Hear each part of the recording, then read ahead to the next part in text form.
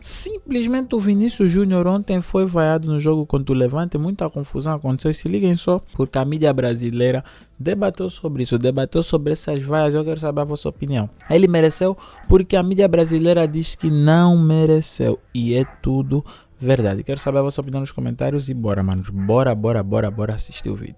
Vini e Bellingham sendo vaiados, o Real Madrid sendo criticado pela sua torcida, mas é que eu acho que é um acúmulo, né? O torcedor que vai para esse jogo ganha do Levante 2-0, mas ele vai acumulando as coisas e desabafa nessa partida, né? E mesmo hoje, assim, o time venceu 2-0, beleza, mas a vitória foi da metade do segundo tempo para frente. Difícil. Então, assim, as vaias que foram ouvidas no intervalo foram vaias no 0-0 contra o Levante no Bernabéu. A temporada do Vinícius é uma temporada ruim, não é uma grande temporada. O anterior já foi. Então, assim, é raro... Quer dizer, abaixo do que ele pode entregar. Sem dúvida. E bem menos participativa em gols e assistência, participação em gols baixa dele. Sim. Então, assim, um clube dessa magnitude, quando tá performando nesse nível, isso tem ressonância. E aí vira uma bola de neve. A crise já existe e esse ambiente negativo piora o que já está acontecendo. Então tem que ter sabedoria para assimilar e sair disso aí. E quando você fala do Vini, desculpa, só para também emendar, já seguiu esse assunto, que eu acho que o cara, as pessoas que estão em casa, né, e o fã de esportes, quando ele olha para o Real, é como o Zupa falou, tem o Zupa que falou dos torcedores do Real Madrid. Sim. Mas tem muita gente que está de olho no Real Madrid para ver o desempenho desse cara aqui, ó, do Vini Júnior. Porque eu tenho certeza que as pessoas que acompanham o Vini Júnior querem saber como ele vai chegar na Copa do Mundo. E lembrando que a Copa é daqui a alguns 5 meses, a convocação de março, onde o Vini vai se inserir num ataque de seleção brasileira. Você acredita que ele também esteja oscilando assim como o Real? Eu acho que se a Copa fosse, se o ser titular ou não na Copa do Mundo e a Copa fosse amanhã, fosse medida por desempenho, o Vinícius Júnior não seria o titular da seleção brasileira.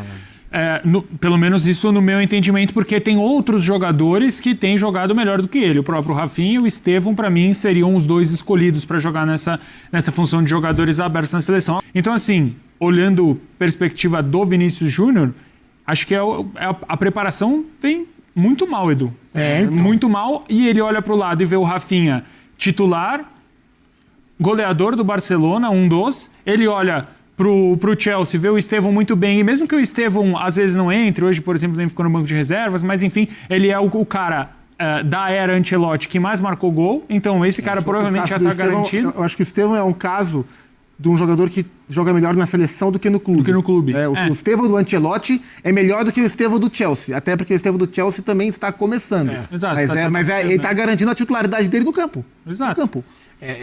E a titularidade do Vini, ela vai se perdendo. Não, é só isso. E a titularidade do Vini, ela vai se perdendo, porque é um Real Madrid que realmente não é um... Ele brigue com o Matheus Cunha para jogar por dentro. Mas ali, lembre também que pode ter um Rodrigo nessa posição, pode ter um Neymar. Hoje são 5 para 4 vagas. Eu tô tirando o Neymar da conversa, porque acho que o Neymar ainda não faz parte desse grupo. Mas são 5 para 4 vagas, né?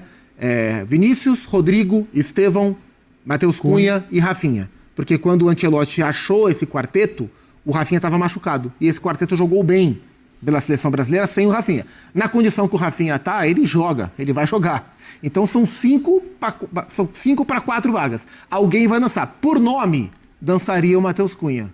Por bola, não dançaria o Matheus Cunha. Eugênio, sabe por que eu gosto de perguntas desse tipo pra gente analisar? Porque a gente tem que analisar jogador de uma maneira diferente sempre. Você tem ali 30 no grupo, 35, no seu grupo que pensam e reagem diferente.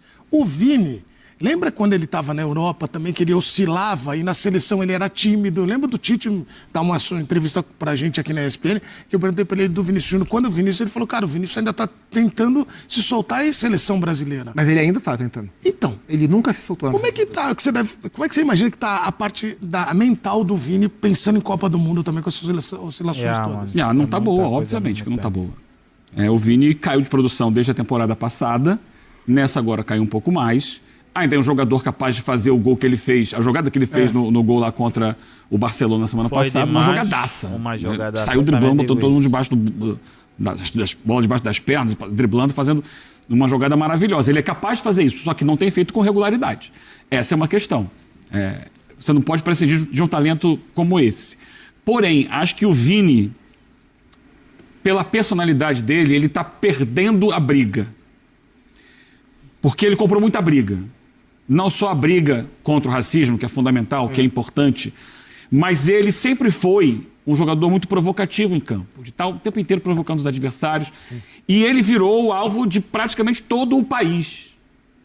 Todo mundo quer tirar uma onda em cima do Vini. Quer provocar o Vini para desestabilizá-lo emocionalmente. E ele cai. O último caso foi lá na Supercopa, o Simeone ficou ali no ouvido dele, depois pediu desculpa, mas depois já era. O que importa para ele é o momento ali, é tirar o jogador do equilíbrio. E o Vini perdeu isso. Ele não é mais um jogador... Primeiro porque ele caiu de produção. Se estivesse jogando muito, teria mais respeito. Uma vez que não joga tanto, perde um pouco do respeito. E depois porque é um sozinho brigando contra milhares. E por mais que ele bata, ele acaba perdendo porque não há apoio a ele, ao jeito dele de ser e à causa dele contra o racismo. Vou somar isso. Eugênio, não misture. Misturo. Relacionamento pessoal dele. É complicado.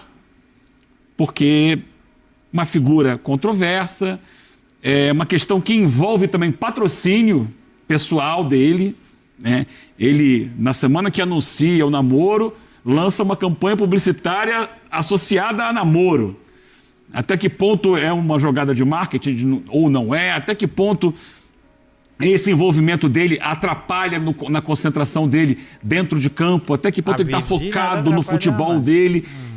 A gente tem que esperar para ver. E a gente já viu comportamentos extracampo afetarem a carreira, por exemplo, do Neymar. E eu acho que talvez corra o risco até do próprio Lamine Yamal ir por esse caminho também, que também tem comportamentos fora de campo, que são diferentes, como foi com o Ronaldinho Gaúcho e tantos outros jogadores. Mas ficando mais dos brasileiros, eu temo que isso também atrapalhe o desempenho físico e técnico dele e a concentração dele nos jogos. Ele não é um jogador de 2 anos atrás. O nível de estabilidade emocional é menor. Eu acho curioso, porque eu vejo, eu não sei até que ponto essa relação de fato existe, mas é a impressão que eu tenho, que a estabilidade emocional do Vini está muito ligada ao nível de performance dele. Por exemplo, quando ele estava ali convivendo, semana sim, semana também, com os atos de racismo contra ele, com os crimes que eram cometidos contra ele, dentro e fora de campo do futebol espanhol, naquele instante, ele estava vivendo um momento técnico muito bom. Ele era o melhor, ou um dos melhores jogadores do mundo.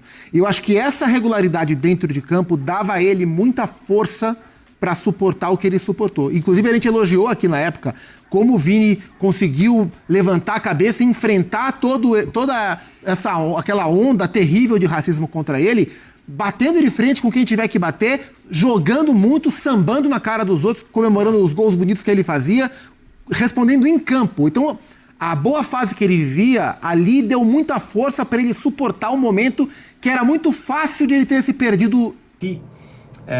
Ele teve na temporada passada, embora não tenha ido bem, uma temporada melhor em números do que a temporada que ele foi melhor do mundo. Ele não ganhou a bola de ouro, deveria ter ganhado, mas ganhou o prêmio The Best. Vou pegar para vocês rapidinho os números dele na temporada passada, 24-25, são 21 gols, 15 assistências, isso sem contar o Mundial de Clubes. Contando o Mundial de Clubes, dá 22 gols e 16 assistências, então dá 22 mais 16, 38, né?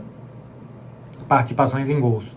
Na temporada que o Vini ganha o Campeonato Espanhol, a Liga dos Campeões, faz gol na final e tal, ele tem 24 gols e 9 assistências. Ele tem 2 gols a mais apenas e tem 7 assistências a menos. 16 para 9, 7 assistências a menos.